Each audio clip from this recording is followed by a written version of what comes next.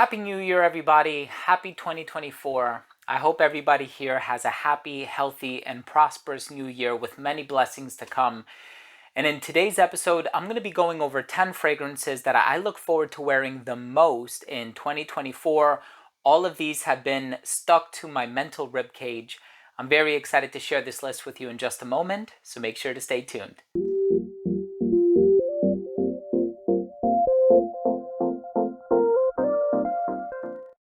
Now, before I begin today's episode and I tell you about these 10 fragrances that I am super excited to wear in the year 2024, all of these have been in my mind for very good reason, either because they're new acquisitions or I feel like they're perfect for this type of weather.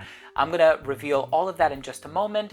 But before I begin, I want to mention that if you like this type of content, fragrance reviews, top 10 lists, so on and so forth, hit the subscribe button, hit the bell, and please give this video a thumbs up as well. It would really mean a lot to me. So let's just go ahead and dive into the list. The first one that I want to talk about is by Ramon Monegal. This one is a Spanish brand. I've covered this brand on my channel before. This one is called Drywood. So this is a cedarwood and black pepper fragrance. It has a bit of a green dry down. It's a new acquisition for me. I think it came out back in 2011. So it's actually been around for a very long time. But I tried this one recently after not having smelled it for many years. Fell in love with it. I saw some people online comparing it to Bois de Portugal by Creed. And this one is super strong. I did 4 sprays a few days ago and it lasted me the entire day. The next one is Aaron Terence Hughes Unicorn Elixir. Now, of course, Max Aroma does carry a lot of Aaron Terence Hughes products, especially if you're interested in picking up this UK-based brand here in the States. And of course, Max Aroma delivers internationally as well. But here we're dealing with a beautiful rose and oud combination. This is an attar. It's quite expensive. So you do have this apparatus here that you use to dab it on the skin, but it's super high quality, very rich, incredibly long lasting, and it's pure oil. You can expect this stuff to last days on your skin, and if it gets onto fabric, forget about it. Now we have Room 1015 Cherry Punk Extrait de Parfum. So I had the original, and I still have the original. Of course, I'm a collector. I never, part with any of my bottles. Now with the original, of course, it has that sort of a cherry leather dry down. This one is a bit warmer, deeper, more sensual. And of course, with the colder weather being smack dab in the middle of the season, you can expect that, a lot of these underperforming fragrances have no chance when it's blistering cold outside. So of course, going with an extrait in the middle of January sounds like a pretty good idea. Next fragrance I want to talk about is by Nila Vermeer. It's called Treillis.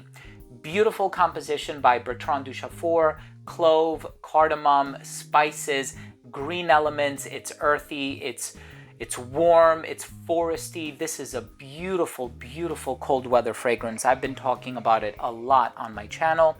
Of course, we also have Erba Gold by Xerjoff. And this is a flanker, if you will, of Erba Pura. And that fragrance is this sort of a melon passion fruit type of a scent. This one has the cinnamon, the amber. It's warm, it's a little spicy, but it still has that punch of exotic fruits in there. It's really beautifully done.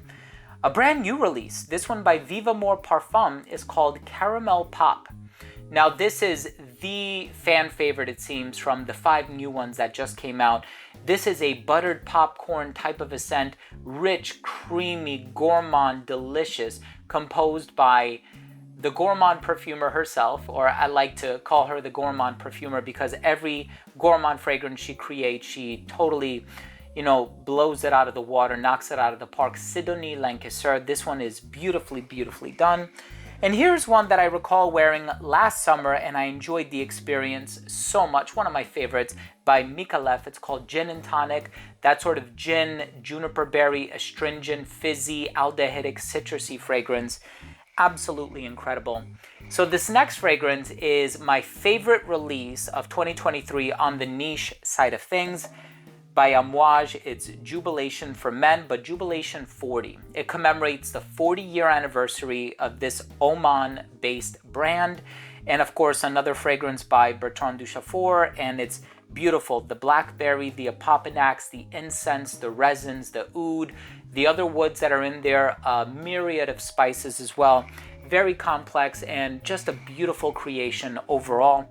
Now this next brand, I do have a few favorites, I have to be honest with you. My favorite at the moment is probably Sugar Kisses, but I've been wearing a lot of that.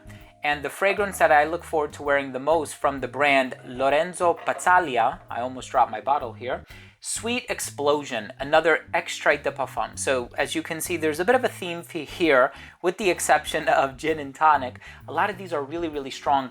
This is a beautiful gourmand made in collaboration with Scent Explorer. Lorenzo Pazzalia is just an amazing Italian brand, super long-lasting fragrances. This one has coffee, coconut, vanilla. It's sweet. There's honey in there as well, a touch of Davana too, if I'm remembering correctly. I mean, it's a gourmand with body, with weight. And you do have a few sweet fragrances in this list, so you can see that I'm definitely exploring that gourmand territory as I am some of the other classifications here. But I think the one fragrance that I think is going to be quite a Swiss Army knife for me is, on account of its versatility, I think there's grapefruit, there's lemon zest, there is, my goodness, I remember looking at the note breakdown, there's ginger, there is amber. So it has this long-lasting quality to it, and so far it utilizes a particular DNA that I truly love. This one from the brand Kajal is called Kajal 3. So this fragrance is in the same vein as fragrances like Bulgari Tiger, Arakis by Spirit of Kings, The Key by Navitus Parfum, and there's been a lot of these fragrances with that sort of a tiger DNA to them, if you will. But this one, it's super, super bright. It has a rosemary ingredient in here. It's beautifully aromatic. The amber, it's incredibly long lasting. And of course, when you're talking about a citrusy fragrance, especially a grapefruit based fragrance, longevity is not really something that you're thinking about too deeply because citrus is very volatile. For some reason, this fragrance lasts, and it lasts a very, very long time on skin.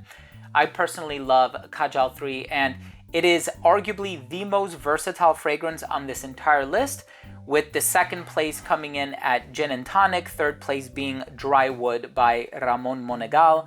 But Kajal 3, it's long lasting, it's a compliment getter, it is super bright, it's a new acquisition to my collection. So for all of those reasons, I look forward to wearing it the most. What fragrance do you look forward to wearing the most in 2024, in the new year? Drop your comments down below. Thank you so much for watching today's video. Thank you for joining me on this episode. I hope you enjoyed it, and if you did, please hit the subscribe button, hit the bell, and give this video a thumbs up. Thanks again for watching. I love you guys, and we'll see you tomorrow with a new episode. Bye.